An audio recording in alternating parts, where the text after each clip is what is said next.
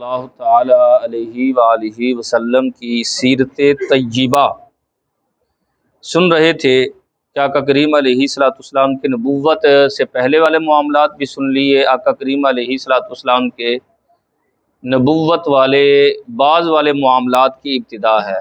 تو میں نے عرض کیا تھا جو نبوت سے پہلے خرق عادت معاملات ہوں انہیں ارہاس کہا جاتا ہے، اور جو آقا کریم علیہ السلام کی نبوت کے بعد یعنی 40 سال کے بعد جو خرق عادت معاملات کا ظہور ہوا انہیں معجزہ کہا جاتا ہے۔ آقا کریم علیہ السلام نے جب دعوت تبلیغ یعنی لوگوں کو حق کی طرف بلانا شروع کیا تو پہلے چونکہ اللہ رب العزت نے اعلانیہ طور پر اجازت عطا نہیں فرمائی تھی، بس صرف یہ تھا کہ خفیہ طور پر جو ہے وہ لوگوں کو ڈرایا جائے اور اللہ رب العزت کی طرف بلایا جائے۔ تو آپ علیہ السلام نے جب تبلیغ کا آغاز فرمایا تو آپ نے یہ سن لیا کہ سب سے پہلے اسلام قبول کرنے والی حضرت خدیجہ الکبریٰ رضی اللہ تعالی عنہا ہے، اور مردوں میں سب سے پہلے اسلام قبول کرنے والے سیدنا صدیق اکبر رضی اللہ تعالی عنہ، اور بچوں میں مولا کائنات علی المرتضیٰ، اور آزاد کردہ غلاموں میں حضرت زید بن حارثہ، اور غلاموں کے اندر جو ہے حضرت سیدنا بلال حبشی رضی اللہ تعالی عنہ نے سب سے پہلے اسلام قبول کیا۔ سیدنا صدیق اکبر رضی اللہ تعالی عنہ چونکہ بہت زیادہ ملنسار، صاحب ثروت اور بہت زیادہ مالدار بھی تھے، تو آپ کا حلقہ احباب کافی وسیع تھا۔ آپ نے دین کی طرف بلانا شروع کیا تو آپ کی دعوت پر کئی سارے لوگوں نے لبیک کہتے ہوئے اسلام قبول کر لیا۔ تو اس طرح اہل اسلام کی ایک چھوٹی سی جماعت جو ہے وہ تیار ہو گئی۔ اب ان کا کام کیا ہوتا کہ مکہ سے باہر نکل جاتے، کسی غار میں اور کہیں وادیوں میں چھپ کر جو ہے اللہ رب العزت کی عبادت کیا کرتے تاکہ مشرکین کو پتہ نہ چل جائے، کیونکہ حکم ابھی اعلانیہ نہیں آیا تھا کہ اعلانیہ عبادت کرو۔ ایک مرتبہ یوں ہوا کہ حضرت سعد بن ابی وقاص فرماتے ہیں کہ ہم چند مسلمان جو ہے عبادت میں مصروف تھے کہ مشرکین کے چند افراد جو ہے کہیں سے آ نکلے اور انہوں نے دیکھا یہ تو عبادت کر رہے ہیں، یہ کیا انداز ہے، یہ تو انداز ہمارا ہے ہی نہیں۔ تو وہ سخت کلامی پر اتر آئے۔ جب تلخ کلامی ہوئی تو حضرت سعد بن ابی وقاص کے پاس ایک مردہ اونٹ کی ہڈی پڑی ہوئی تھی، آپ نے پکڑ کر اسے مارا اور وہ زخمی ہوا تو خون بہنا شروع ہو گیا۔ تو آقا کریم علیہ السلام کو جب بتایا تو آقا کریم علیہ السلام چونکہ اللہ تعالیٰ نے ذہانت اور عقل جو ہے سب سے زیادہ آپ ہی کو عطا فرمائی، تو سرکار نے فرمایا اس طرح تو پھر روز بروز لڑائیاں ہوں گی۔ تو آقا کریم علیہ السلام نے ارشاد فرمایا کسی ایسے مکان کو تلاش کیا جائے جہاں اہل ایمان چھپ کر اللہ رب العزت کی عبادت کر سکیں اور ان کی تعلیم و تربیت کا جو ہے انتظام بھی ہو سکے۔ تو پھر اس وقت جو ہے دار ارقم یعنی حضرت ارقم کے گھر، دار کہتے ہیں عربی کے اندر گھر کو، حضرت ارقم کے گھر کا انتخاب ہوا، اور چونکہ وہ بھی اس جماعت کے ایک رکن تھے انہیں کیا اعتراض ہو سکتا، تو وہ اپنی خوش قسمتی پر ناز کر رہے تھے کہ آقا کریم علیہ السلام جو ہے وہ گھر میں تشریف رہیں گے اور صحابہ کرام آئیں گے، سرکار ان کی تربیت فرمائیں گے، مسائل سیکھیں سکھائیں گے۔ اس طرح سلسلہ چلتا رہا 3 سال تک۔ یہ خفیہ جو ہے چھپ کر جو ہے وہ تبلیغ کا سلسلہ چلتا رہا۔ آہستہ آہستہ لوگ حلقہ بگوش اسلام ہوتے رہے، لیکن اس کے ساتھ ساتھ جو ہے اب اللہ رب العزت کی طرف سے پیغام میں ثانی آ گیا کہ فَاصْدَعْ بِمَا تُؤْمَرْ، کیا محبوب اب جو ہے اعلانیہ طور پر جو ہے وہ دعوت دیں۔ خفیہ طور پر تو 3 سال ہو چکی، اب جب اعلانیہ طور پر جو ہے حکم آیا تو اللہ رب العزت نے ساتھ ہی یہ بھی ارشاد فرمایا وَأَنذِرْ عَشِيرَتَكَ الْأَقْرَبِينَ، سب سے پہلے جو آپ کے خاندان میں قریبی لوگ ہیں نا انہیں ڈرائیں۔ تو آپ علیہ السلام نے اس کا انتظام یوں کیا، دعوت عامہ کا آغاز اس طرح فرمایا کہ سب سے پہلے اپنے جو خاندان والے لوگ تھے، چچا تھے، پھوپھیاں تھیں، سب کو جو ہے وہ اپنے گھر دعوت پہ بلایا، کھانا کھلانے کے بعد جو ہے آپ نے گفتگو کا آغاز فرمایا اور ارشاد فرمایا لوگوں سن لو، اے میرے رشتہ داروں، اے اولاد عبد المطلب سن لو کہ مجھے اللہ نے رسول بنا کر بھیجا ہے اور میں تمہیں ڈرانے کے لیے آیا ہوں۔ ابھی اتنے ہی کلمات کہے تھے کہ ابو لہب جو ہے وہ بول اٹھا، کہنے لگا اس بات کے لیے ہمیں جمع کیا تھا، اور معاذ اللہ جو ہے وہ سرکار صلی اللہ تعالی علیہ وسلم کو برا کہنے لگ گیا، تو مجلس یہاں ہی برخاست ہو گئی۔ چند دن دوبارہ گزرے تو جبرائیل امین علیہ السلام حاضر خدمت ہوئے اور سلام کیا اور کہا کہ آپ کا رب ارشاد فرماتا ہے دوبارہ اپنے خاندان والوں کو ڈرائیے۔ آقا کریم علیہ السلام نے دوبارہ دعوت کی، پہلے تمہیدی طور پر چند کلمات ارشاد فرمائے اور اس کے بعد موضوع کی طرف آتے ہوئے ارشاد فرمایا کہ اللہ کی قسم جس طرح تم سوتے ہو اسی طرح کسی دن تمہیں موت آ جائے گی، جس طرح تم سو کر اٹھتے ہو اسی طرح مرنے کے بعد اللہ تمہیں اٹھائے گا، اور جس طرح تم نے زندگی گزاری اس زندگی کی تمہیں جزا عطا فرمائے گا، اور اگر تم کفر اور شرک کی حالت میں مر گئے تو تمہاری آخرت تباہ و برباد ہو جائے گی، اور اگر تم نے اللہ وحدہ لا شریک کو ایک اور مجھے اس کا رسول تسلیم کر لیا تو اللہ تمہارے لیے سعادتوں کے دروازے کھول دے گا۔ جب یہ بات ارشاد فرمائی تو پھر جو ہے ابو لہب جو ہے دوبارہ بولا کہ پھر تم نے جو ہے ہمیں جمع کر لیا، تو آقا کریم علیہ السلام نے پھر گفتگو کو جو ہے وہ روکا اور ابو لہب جو ہے کہنے لگا ہے اولاد عبد المطلب اس کا کچھ کر لو، کہیں ایسا نہ ہو کہ عرب کے سارے لوگ جو ہے اس کے مقابلے میں کھڑے ہو جائیں تو پھر اس وقت تو ہم اسے نہیں بچا سکیں گے، کہیں ایسا نہ ہو کہ لوگ جو ہے اسے مار ہی دیں، تو لہذا ابھی وقت ہے کہ اسے روک دیا جائے۔ آقا کریم علیہ السلام کی پھوپھی ہیں حضرت صفیہ، صبح ان کا ذکر ہوا تھا چونکہ غزوات کا ذکر آ رہا تھا صبح جو فجر کی نماز کے ساتھ ہے، تو غزوہ احد کے اندر آپ کا کارنامہ عظیم شاہکار تھی، اور سرکار کی پھوپھی اور حضرت امیر حمزہ کی سگی یہ بہن تھی، حضرت زبیر آپ کے بیٹے ہیں جو عشرہ مبشرہ میں سے ہیں۔ تو حضرت صفیہ جو ہے ابو لہب کی باتیں سن کر ناگوار گزری تو کہنے لگی تم کیا ہر موقع پر فساد ہی کھڑا کر دیتے ہو، کبھی چپ بھی رہ لیا کرو، باتیں تو سنو اس کی، وہ کہتا کیا ہے، اگر تمہیں اعتراض ہے تو علم کے ذریعے اس کا رد کرو۔ اور کتنی دیر سے ہم یہ سن رہے ہیں کہ اولاد عبد المطلب کے اندر اللہ کا ایک نبی ہوگا، یہودی بھی اس کی خوشخبری دیتے رہے، نصارہ بھی اس کی خوشخبری دیتے رہے، اہل کتاب ہمیں بتاتے رہے، تو تم دیکھتے نہیں محمد کی صورت بھی کتنی پیاری ہے اور اس کی سیرت بھی کتنی پیاری ہے، اور اس کے اندر وہ ساری عادتیں جمع ہے جو انبیاء کرام کے اندر ہوتی ہیں۔ مجھے لگتا ہے جو ہمارے محمد ہے نا یہ بڑی شان والے ہیں، اور اللہ نے ان کو نبوت کا جو ہے وہ فضان اور نبوت عطا فرمائی ہے، تم کیوں جو ہے وہ شور ڈال رہے ہو؟ بہرحال یہ جب باتیں کی تو اس کے بعد جناب ابو طالب کھڑے ہوئے اور ابو لہب سے کہنے لگے تم سے جو ہوتا ہے کر لو، جب تک میرے دم میں دم ہے میں محمد کا ساتھ نہیں چھوڑنے والا۔ یہ جہاں بھی کھڑے ہوں کوئی ان کی طرف میلی نظر سے نہیں دیکھ سکتا۔ قریبی رشتہ داروں کو متنبع کرنے کے بعد جانے دو عالم صلی اللہ تعالی علیہ وسلم نے قریش کے بقیہ افراد کو جو ہے وہ دعوت کا آغاز فرمایا۔ آپ جو ہے صفا ایک پہاڑ ہے، صفا اور مروہ جہاں حاجی سعی بھی کرتے ہیں، عمرہ کرنے والے بھی سعی کرتے ہیں، بھاگتے ہیں، صفا سے ابتدا فرمائی اور وہاں کھڑے ہو کر فرمایا یا معاشرہ قریش، اے قریش کے لوگوں۔ جب لوگوں کے کانوں میں آواز پڑی لوگ بھاگ کر آقا کریم علیہ السلام کی بارگاہ میں حاضر ہوئے، تو سرکار کا انداز بڑا پیارا انداز ہے۔ سرکار صلی اللہ تعالی علیہ وسلم نے ارشاد فرمایا تمہارا کیا خیال ہے؟ پہلے ان سے ان کے خیال کے بارے میں پوچھا، فرمایا تمہارا کیا خیال ہے اگر میں یہ کہوں کہ یہ جو سامنے پہاڑ ہے اس پہاڑ کے پیچھے ایک لشکر ہے اور وہ ہم پر حملہ آور ہو جائے گا؟ تو ساروں نے یک زبان ہو کر کہا ہم نے آپ کو بارہا آزمایا ہے اور آپ ہمیشہ سچ ہی بولتے ہیں، آپ صادق بھی ہیں اور آپ امین بھی ہیں۔ اللہ اکبر، کیسی یہ خوب بڑی شان والے، بڑی شان والے. کیسی خوبی ہے کہ جس کو غیر بھی تسلیم کرتے ہیں. کیا آپ آج بھی آقا کریم علیہ الصلوۃ والسلام کے روضہ انور جالیوں کے باہر جو لکھا ہے نا، یہی لکھا ہے صادق الوعد الامین.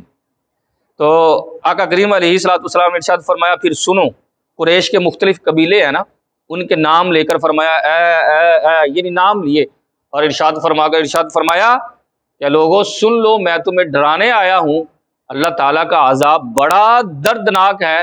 جو تم میں سے لا الہ الا اللہ محمد رسول اللہ کہے گا وہ اللہ کے عذاب سے بچ جائے گا.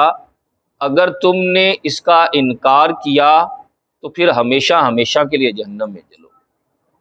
یہاں بھی ابو لہب بولا اور کہنے لگا تبا لکا، معاذ اللہ اس کا ترجمہ یہ بنتا ہے تمہارے لیے تباہی ہو. کیا تو نے یہاں اس لیے ہمیں جمع کیا؟ آقا کریم علیہ الصلوۃ والسلام نے کوئی جواب نہیں دیا. جانے دو عالم صلی اللہ تعالی علیہ وسلم خاموش ہی رہے، مگر رب ذوالجلال کو اپنے محبوب کی یہ توہین پسند نہ آئی، اور اس نے ابو لہب کے الفاظ ہی کو، جو اس نے کہا تھا نا تبا لکا، انہی الفاظ کے ساتھ جو ہے وہ مزید اضافہ کرتے ہوئے 30ویں سپارے کے اندر سورۃ اللہب مکمل اتاری اور نام لے کر فرمایا تبت یدا ابی لہب و تب. حالانکہ عمومی طور پر اللہ رب العزت کی عادت کریمہ نہیں ہے کہ وہ کسی کافر کا نام لے کر تباہی کا ذکر کرے، لیکن اللہ رب العزت نے یہاں ابو لہب کا باقاعدہ نام لیا. ابو جہل بھی بڑا مطلب اذیت دینے والا، آقا کریم علیہ الصلوۃ والسلام کو ایذا رسانی دینے والا تھا، لیکن اس کا نام قرآن پاک میں صراحتاً، اس کا صراحتاً نام لے کر ارشاد فرمایا کہ تمہارے لیے تباہی اور بربادی.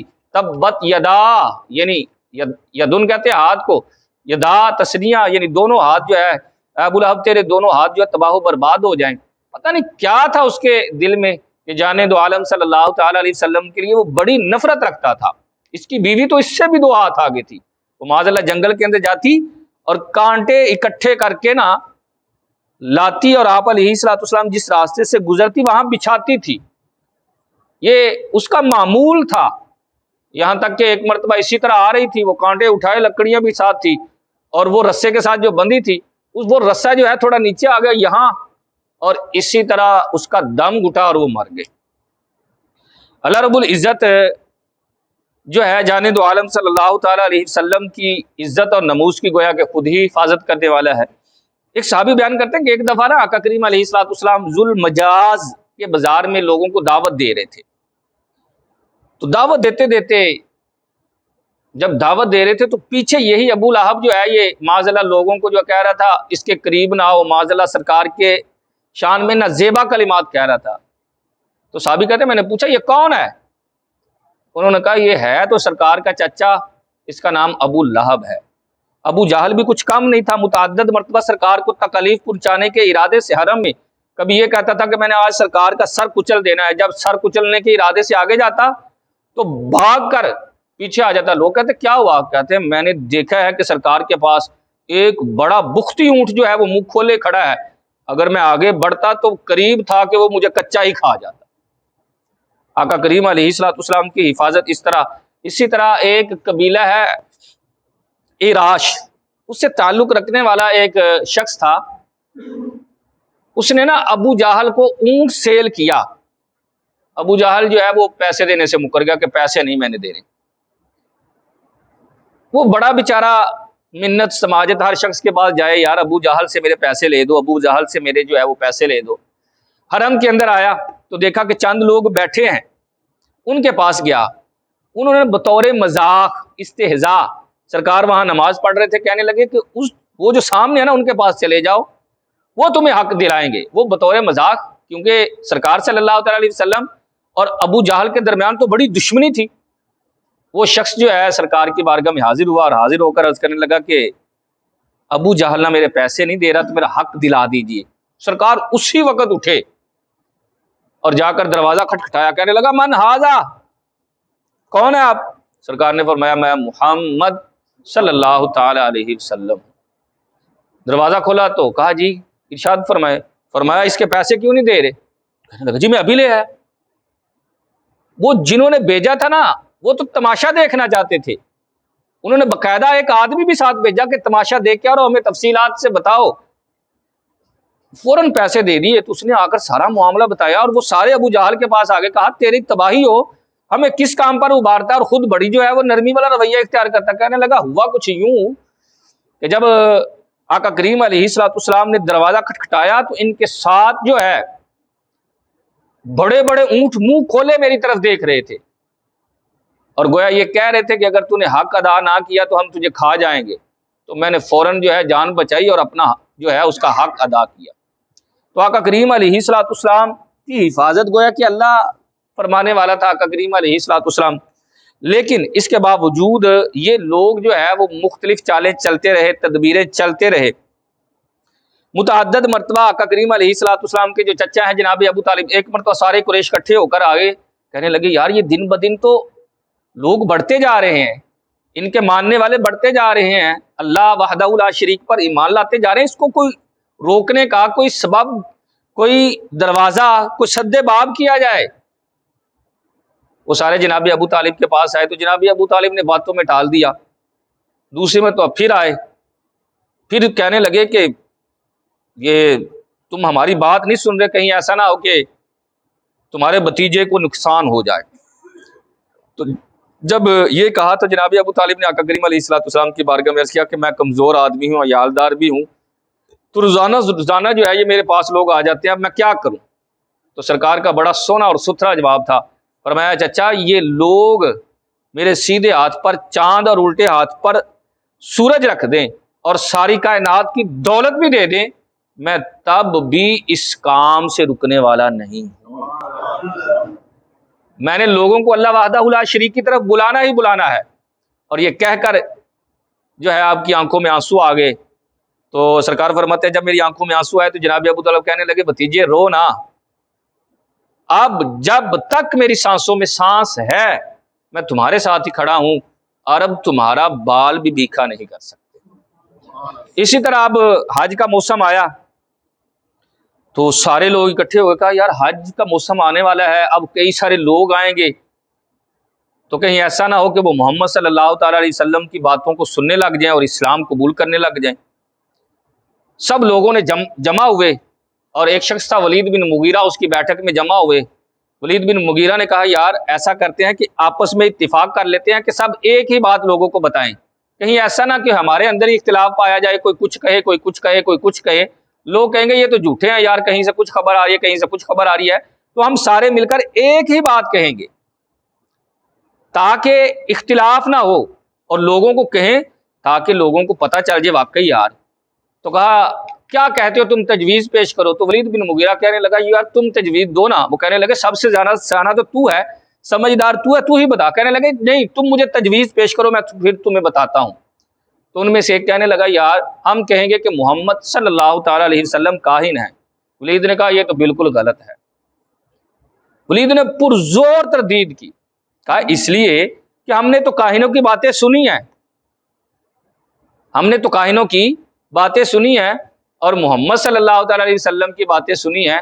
کاہنوں کی باتیں سن کر دل بیزار ہوتا ہے اور محمد کی باتیں سن کر دل خوش ہو جاتا ہے، یہ تو دل میں اتر جاتی ہیں، لہذا ہم یہ نہیں کہہ سکتے کہ وہ کاہن ہے۔ پھر دوسرے بندے نے کہا یار ہم اسے پاگل کہہ دیتے ہیں، معاذ اللہ سرکار کو پاگل کہیں گے، مجنون کہیں گے۔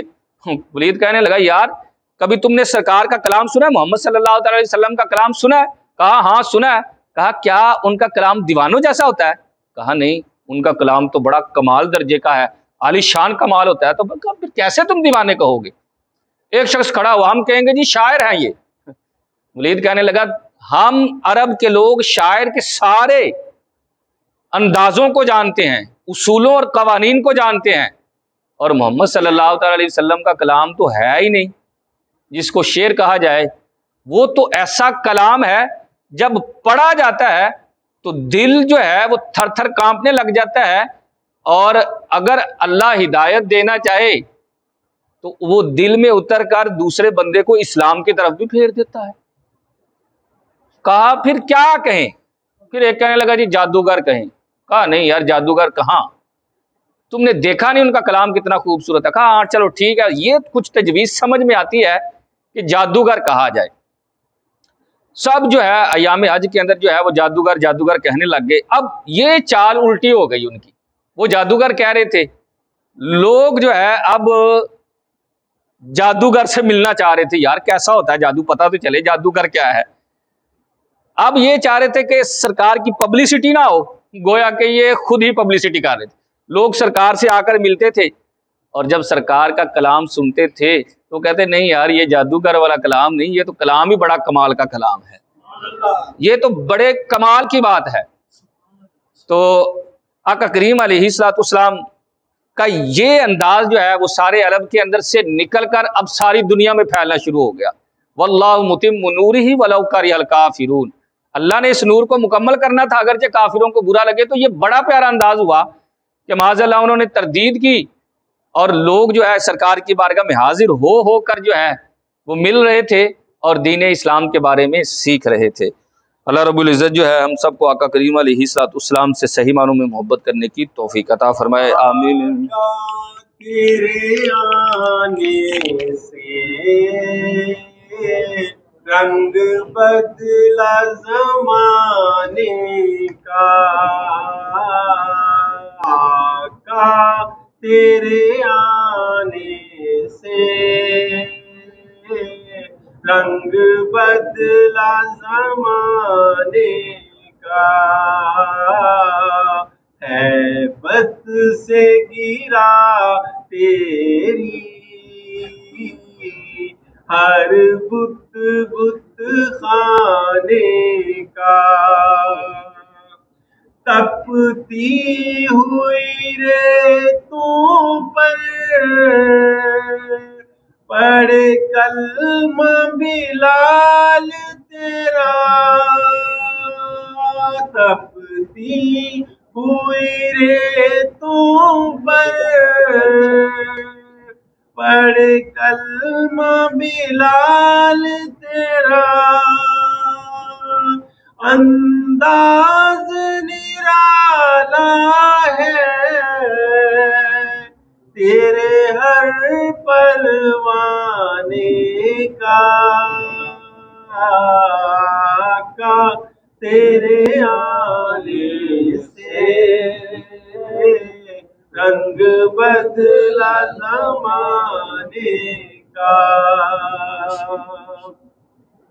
محبوب نہ غم کرنا سر حشر تو امت کا, محبوب نہ غم کرنا سر حشر تو امت کا, محشر تو بہانہ ہے تیری شان دکھانے کا, محشر تو بہانہ ہے تیری شان دکھانے کا, آقا تیرے آنے سے رنگ بدلا زمانے.